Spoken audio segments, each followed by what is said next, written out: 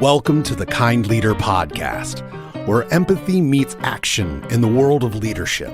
Your host, Gino DeGregory, engages with innovators and seasoned professionals from diverse sectors, all demonstrating the power of leading with kindness. And now, your host, Gino DeGregory. Welcome to the Kind Leader Podcast. I'm your host, Gino DeGregory. Today we have an honor of welcoming Dr. Janice McLaughlin George to our podcast here today. So Janice is a leadership and organizational culture strategist, consultant, coach, author, and speaker who empowers leaders and organizations to thrive through strategic leadership and a win-win-win corporate culture where employees deliver results and enjoy coming to work on Mondays. So Janice, could you please share with our audience a bit about yourself and your background? Well, thank you, Gino, and it's truly a pleasure to be here today. I thank you for inviting me, and I love talking about leadership and organizational culture, so I'm looking forward to this discussion about kind leadership. So just in way of background, for the most part, I grew up in the telecommunications, cybersecurity industry, working for Verizon and Sprint and so forth, and primarily in the role of product management and product marketing, which I love. I also have a background in operations management as well as software engineering. That's where I started my career. But then I wanted to get closer to the customer. And so that's how I moved into product management and really just loved it. But I want to say midway in my career, I just realized that the leaders weren't the same leaders as I saw when I came into or started my career. And I would call it more or less the leadership demise. And so I really assessed, what can I do to be part of the solution? And, one question led to another question, and I decided to go back to school to get my doctorate in strategic leadership. From there, I wrote the book, Thrive Squared, Living and Leading a Win-Win-Win Organizational Culture. And the win-win-win is really about winning as an organization, winning as employees, but also winning for the customer. So I wrote that book, launched it, and then I decided to develop a program to help leaders elevate their leadership and revive their organizational culture, and really trying to set or elevate the standard of leadership where that people can respect, people like, they trust, they follow, but they also emulate. And anytime anyone emulates your leadership, that's the best compliment you can have. And so I built my business around leadership, and it's called Leadership Passport. And that's what we do, try to help leaders elevate their leadership and revive their culture. Awesome. Well, welcome to the podcast here, and thank you for being a guest, and congratulations on all your success. So many lives that you're impacting with the things that you're doing. So thank you. So the first question I always love to ask my guest is, what does being a kind leader mean to you? Well, first of all, I want to say being kind is about respecting people, caring for people, wanting the best for them as you would want for yourself. Living by the golden rule, or, there's a platinum rule as well, where you go beyond just doing unto others as you would have them do unto you. But from a leadership perspective, is also, helping your employees to grow and be their best, but also balancing the needs of the organization. We're all here to reach the goals and the mission of the organization. And so, so we've got to make sure that as we are working with our employees, we're still also striving to reach the goal of the team or the organization as well. And so, having strategic plans and including employees in those strategic plans, understanding what their career goals are and how we work together to fulfill the mission, but also help them in their career goals as well. Beautifully said. Yeah, no, I like all of the things that you said, and it sounds like it's obviously about being kind, right, and being a nice person, but it's not just about that. It's also about the caring and taking care and really working with, like you said, with your employees to, if you're running a business or you lead a team or whatever, but it's really about impacting others, right, as well, right, and making sure that they have what they need. And I believe, would you agree, trust, as you talked about in your book, trust is a big thing in order for people to listen, right? In order for people to really pay attention and know that this person really does care and not just giving me lip service or checking the boxes, right? Yeah. No, and that is so true. And, it's interesting that trust is a 2024 leadership trend. So that just shows you just how much there's that need for trust. And when you think about like all the different things that have happened over the last, 20, 30 years with all the different corporate scandals, people are not trusting their leaders to have their best interest at heart. And so if a leader doesn't have the employees' best interest at heart, then they're not bringing their whole self to work. They are holding back on sharing information because they may be afraid that, somebody's stealing their ideas, or, they're not going to get the credit for it, or they may be criticized for their ideas. Even with developing strategic plans and trying to reach the goals, if they're doing it at the detriment of the well-being of their employees, that's also impacting the trust factor as well. Being honest in communication, being authentic, keeping it real.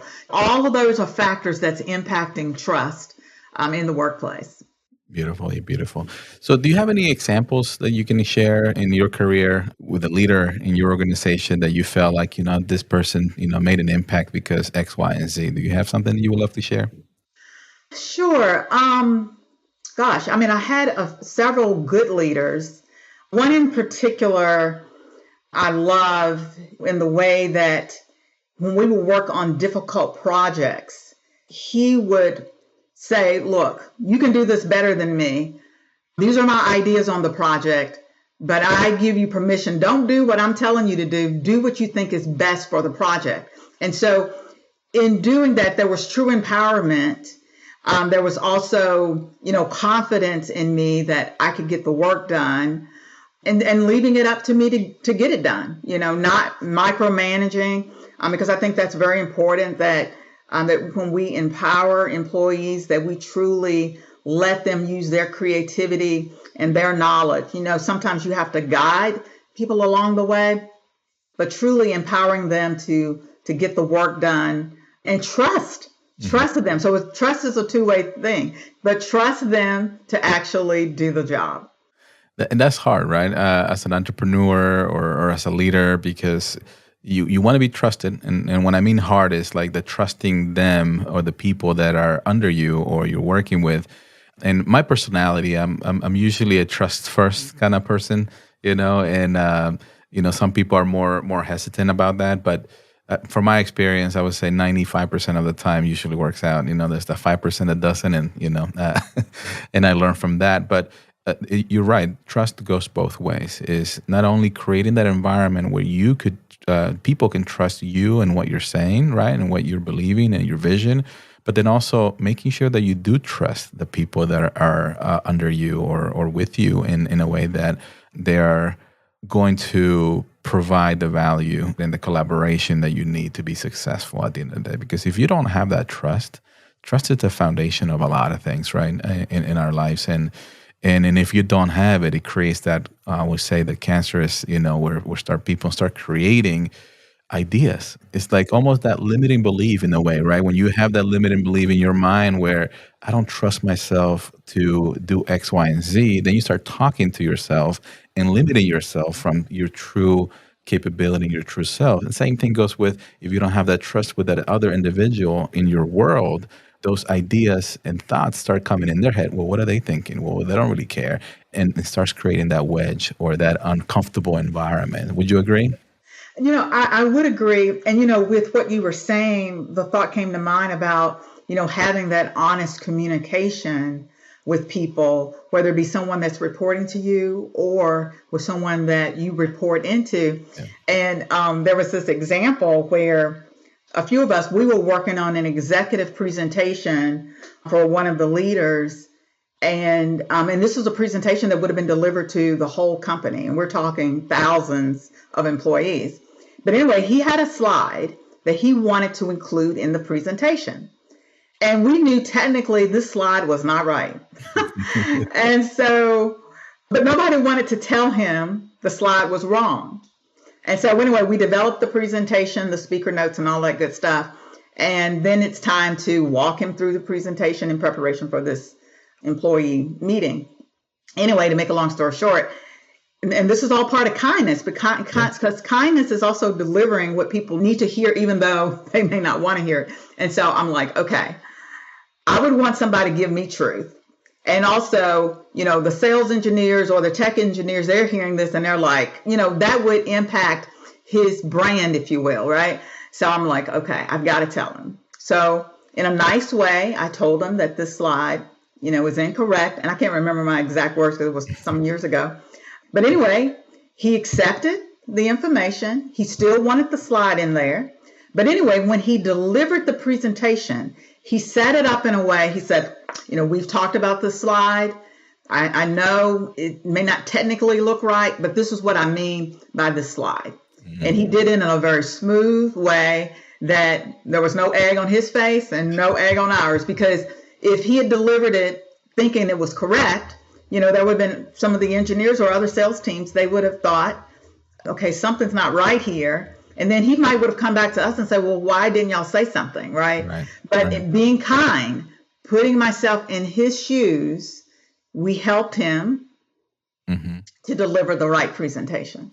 That's beautiful. And you're right. I mean, kindness is also the accountability, or the meaning like being able to remove that fear and share the thoughts to the leaders above or the folks below, and making sure that you're setting them up for success, right? And not setting them up for failure. And I'm sure that person appreciated the feedback, even though he believed in that presentation, it allowed him to get a different perspective. And that perspective is huge. And this is what I tell a lot of people in the organization and the people I meet is I don't have all the answers. I have my world that I've lived, so many years, and how I view this world and my perspective is different than yours and your life and how you see this world, right? We live our own world. So, but by bringing those perspectives together and ideas together, it allows us to have something better. That's how I always say. And that's diversity, right? That's right. Appreciating diversity. Absolutely. Absolutely. So, I love what you said, speaking of diversity, but also win, win, win. I love the three. You usually hear, it's all a win-win, like two wins, right? And do you mind expanding a little bit on that and like that win? Where did you come up with, as you were writing your book, and that win-win-win, right? Obviously, the win is for the individual, for the company, and then for the customer, right? Or the company, however you described it. Do you mind expanding a little bit, please? Sure. So, a lot of times, when we think about, what we are doing at work, obviously we want to make the profits. We want the shareholders to be happy. And so, yes, we want the organization to win.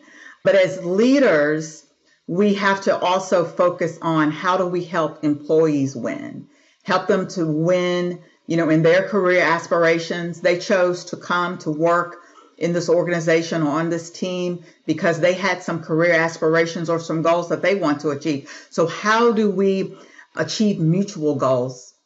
How do we ensure that their well-being is taken care of, that we don't say yes to so many things that their welfare, their health is threatened because there are some unreasonable deadlines and expectations. And so they need to win in this process, and having that healthy culture so that they can feel good about coming to work. And I say coming to work on Mondays, that they really believe that they can thrive. They really want to be there. They're not dreading Monday. No, granted, everybody still probably looks forward to Friday, but sometimes you can get so caught up in your work and you're like, oh my goodness, it's 6:00. Right. So you want people to enjoy being at work. And when people enjoy being at work, they're going to do a better job, and they're going to have those creative ideas and new perspectives, as you talked about. But then also making sure that we're delivering quality solutions to the customer. So the customer is also winning. We're not cheating the customer for the sake of revenue or for the sake of profit, but we're ensuring that they have the quality solution that's going to meet their need, and they can also feel good about the organization, that they can trust the brand, they can trust what this organization is delivering to them, because through all of it, they know that we care. That's beautiful.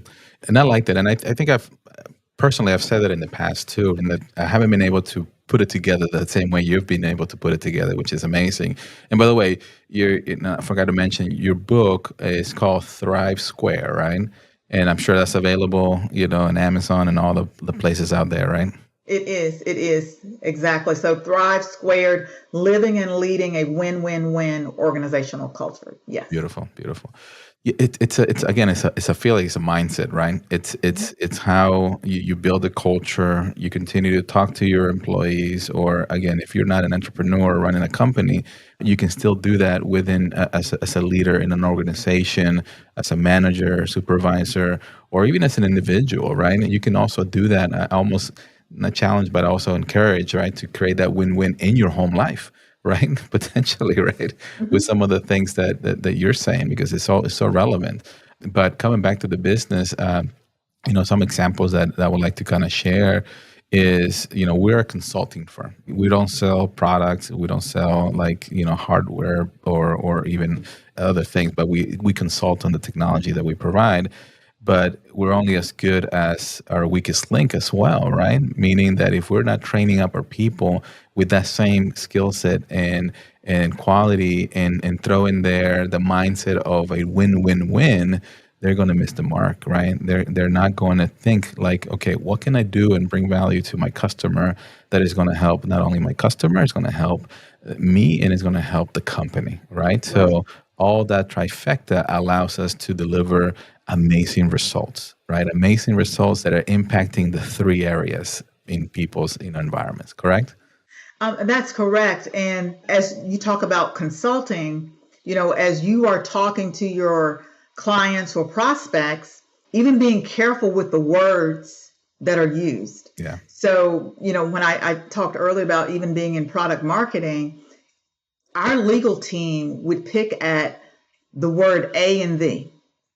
So if we talked about our network being the award winning, if it's not the only one, we had to change the to and, so being very picky on the words that we use, right? So because we don't want to say something and then not deliver that promise to the customer. And it's the same thing even with employees. Don't make promises that we don't deliver. And going back to something you were talking earlier about trust, when we say things and we don't deliver on them, then that violates trust. And then as we violate trust, it takes a longer time to rebuild that trust. So being very careful on the words that we use and how we make promises. Absolutely. And it's listening. As you were talking, I'm like, trying to figure out scenarios where it's listening to the customer, it's listening to the employees, and really listening to the organization and the vision, right? So if you listen and understand where they're trying to go, you can adapt and create and be careful with your words and deliver value. Because let me give you another example.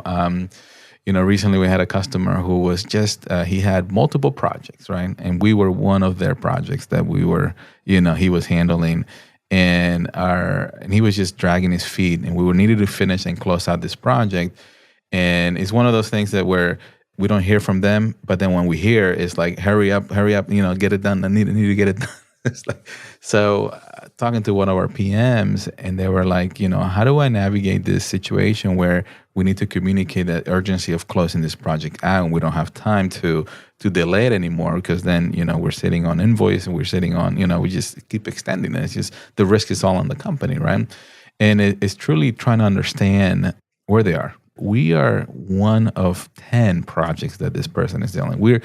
I don't want to say the word insignificant, but we are very low in the top and bottom. So how do we connect with this person, right? How do we understand where he's coming from and making it easier for him to, help us help him navigate, right? So from a consultant perspective, that took us a little while to understand, okay, what is the underlying, why are we not important? And if we're not important, how can we make it important in a way that we can close it out and make that easy button for him to say, okay, we're done, we're good to go. So it took us a while to navigate and understand, but my whole point of the story is like, in order for us to create a win-win-win, you also need to make sure that you're listening and understanding people's perspectives. I totally agree with you. And I had a similar example in another organization I was working at, and we hired consultants or subject matter experts across the globe to deliver these solutions. But anyway, to make a long story short, I was working with the lead developer, and I want to say maybe a month later, my boss also hired him to work on a project. Okay. So at some point in time, he's feeling some stress. He's feeling so overwhelmed, and he decides that he's going to give up my project. Okay. Now, in my mind, I'm like, well, my boss's project was the last one in, so that's the one that needs to go, but I could not say that, right? So I just started asking questions. To your point on listening, I started asking questions like, what's really happening here? What's the real issue? And so he said, well, there's a certain part of this project that he didn't feel like he could do. And I'm like, okay, so if we can get someone else to work on that part, would that suffice for you? And you can even tell me who you would want to be on this team to help you with that project. And he agreed. And the person that he wanted to work with was available. So we got him hired to be with him. Well, and actually in this particular case, because they were friends and quote unquote kind to each other, he was like, I'll do that for free because he has my back. I have his at this point. Yeah. Okay. So now we're good to go.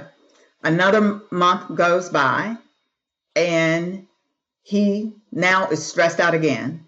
And I'm like, okay, let's talk about it. He's, talking about going to the doctor and all this stuff. And throughout this conversation, I'm having to emphasize with him, I care about you. I understand. And if we have to pull back on this project, fine. Yeah. But, I just want to get to the root of what's really happening here.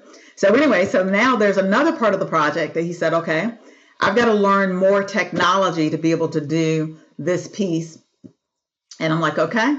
And this guy was in Europe. So I said, okay, well, maybe I can find someone in Europe in your same time zone that you can collaborate with, and that can remove the stress for taking care of that project, that part of the project. He agreed. And make a long story short, we got it done. Nice. We met all the deadlines because I knew that if he pulled out, I would have to start all over, find another developer, the whole thing would just have been, we would have missed all the deadlines. But anyway, so through listening, through understanding, being engaged with what's really happening here, and we maintain a good relationship. So it wasn't like I'm really holding on to these deadlines, but it's like, let's get to the bottom of what's really happening. And once we did, we were able to move forward. Everything launched on time, and we celebrated the victory. Nice. That's awesome. Thank you for sharing, for sure. And one of the things I got to thinking, I usually bring it to our discussion, is it's a growth versus scarcity mindset, if you really think about it. And from the way you approached it, with the questions, with the curiosity or this problem solving, it was a growth mindset where you're not, oh, we can't do this, and we're going to fail, and we don't have enough resources. That's the scarcity mindset. I'm not good enough, or we're not good enough, right? Like it brings that negativity compared to having that growth mindset. And we'll figure it out. We'll find somebody close to you, and this person's going to step up, and we're going to do things. And that's such a energetic perspective to have that allows us to solve anything, right? Because challenges are always going to be there. Issues, things are always going to be there. It's how you look at it from your perspective with that growth mindset that's going to allow you to grow, learn, and build from it. Exactly. No, that makes a lot of sense. Awesome. So one of the things, as we're kind of wrapping up here, the vision for future leadership. What, as you're seeing a lot of changes, and we're learning about, Thrive Square and the way you're seeing things and core values and culture and stuff like that. Where do you see the future of kind leadership, or the new leadership that is coming? What's your perspective? Well, definitely trust is key. So building trust and maintaining respect in the organization. Keep learning. Leaders should be diligent about how they grow as a leader. A lot of times people will take a class here and there, even, get the MBA or what have you, attend leadership conferences every now and then. But there's not a diligent approach to growing as a leader. And I love watching sports. My favorite, the NBA basketball. Just finished watching the Olympics. I watched the US Open. And so when you think about what those leaders or those athletes are doing before we see them on the court or on the field or what have you, they've put in a lot of time. They're watching their diet, they're exercising, they're in the gym, they're doing a lot of repetitions of things that we don't even see on the court, but they're diligent in it. And that's what allows them to win. And so as leaders, we need to continue to develop. It doesn't matter how old we are, how long we've been leading, there's always some growth. And so leaders have to manage their character, making sure that they have a character that's respected and people can trust, that they are competent as a leader, continuing to grow, and then how they're managing the culture, holding people accountable to the culture at every level. Love it. Accountability is huge. I love that. Keeping people accountable throughout to make sure the culture is being incorporated, and integrated within everything that they do, for sure. So thank you for sharing that. All right. So if you could have coffee with anyone live or from the past, who would it be and why? After I just talked about the Olympics, I think, it would either be Steve Kerr, the coach for the USA team, or Steph Curry. And I think I'm going to go with Steph Curry. And that is because when you looked at the whole team, he was the shortest person on the team, 6'2". So as you see the whole team in lineup, you got these really tall guys, and then you drop and you see him, and then you see these other tall guys, and then there's another guy, Devin Booker, who was like 6'3". But anyway, he should not be able to do what he does in the grand scheme of things when you compare him to these really tall players. But because of his perseverance, because of his commitment to excellence, he does superb. I mean, he's like one of the best basketball players of all time, and he will go down in history for that. His leadership on the court, his leadership off the court, he is just superb in every area. And he has the character that people want to be around him. Even his competitors love him, right? And he's very competent in what he's doing. And sometimes, even with making the 3-pointers, I'm like, just go up and just shoot a 2-pointer. That's fine. We'll still get the points. We can still win. But he is determined. He's going to be a great 3-point shooter. And I heard him in an interview. He said, you just keep shooting. So as leaders, when we make mistakes, we have to keep shooting. You keep going forward and allowing our teams to fail as well. We learn through failing. And so, and I think even there was a time in his life when he even thought about giving up basketball, but he kept at it.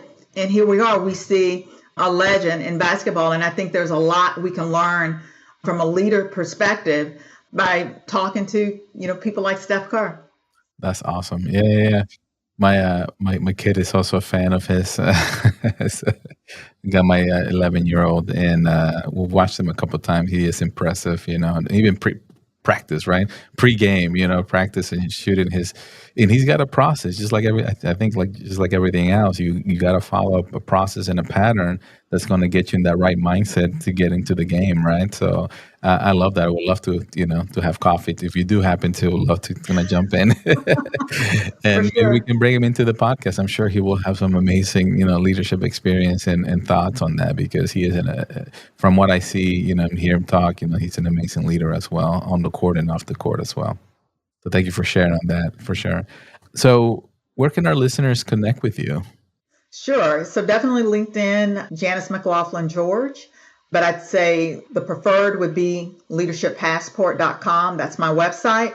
And I actually have a gift for them that will help them with their kind leadership. And it's called the 6 Leadership Hacks.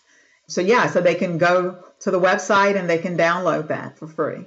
Perfect. So I'll put that in the show notes and make sure that we have the URL so they can potentially get that download. It'll be great for people to listen to, and I'll have to do that as well myself. Any final thoughts, Janice? Well, first of all, thank you for having me today. And so when I think about leadership, I definitely believe that leaders have to focus on how they lead with their character and how they lead in what they do to help to influence the right culture. And so if leaders are kind and they're respectful and trustworthy, if they lead with an understanding of people first, the employees and the customer first, and then they will influence a culture where their employees will do the same. And that can help to raise the standard of leadership where leaders are respected, they're trusted, they're liked, they're followed, and they're emulated. Beautiful. Beautiful thoughts. Final thought there. And, that's why I believe a lot of entrepreneurs or leaders out there, business owners, want to strive towards, right? And then the better you create that culture in your organization, the more you focus on the craft, right? That your skill sets of not only delivering value to your customer, but also taking care of your people, you're going to see the change. You're going to see the impact. You're going to see, great things happening at the end of the day, right? So thank you. Thank you, Janice, for joining us. Great conversation. I really like, your background and everything that you're doing with, your book, your success, and then also your programs that you have and you're developing. So looking forward to continue the relationship, and maybe we can bring you back in the future to get more perspective and more information out there. Thank you. So thank you again. And for our audiences, always welcome any feedback. And if there's any questions, feel free to shoot me an email or a message so we can continue to. Or if you have ideas out there or who should be part of this as a guest, right? So looking forward for that. So with that, everybody be kind, bring value, rise together. Have an amazing day, everybody.